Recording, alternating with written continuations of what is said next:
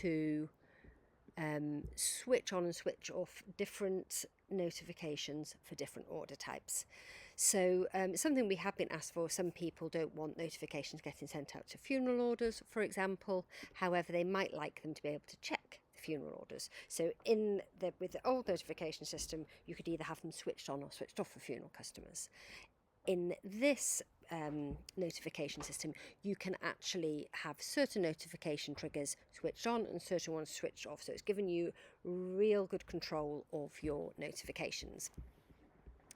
So, for example, if I didn't want, when an order is fulfilled, if I click on Advanced, I open that, and I didn't want to send notifications out for funeral orders, delivery notifications, I'd just check that box there and save the settings.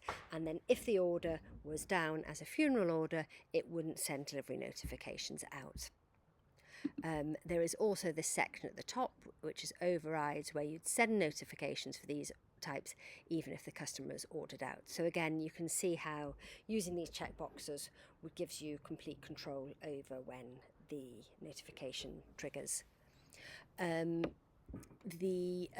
a business, we don't send out any notifications for events. We turn them off, and that is because we send very customised notifications out through the event system, and they're all done through automations. So when we when we pass an order over from events to our dashboard, it's more for our benefit, so they can go on delivery runs and things. So it doesn't mean much to the customers. So there's no point in the customers getting these these triggers for these notifications if it's for a wedding, for example, because it wouldn't mean much to them.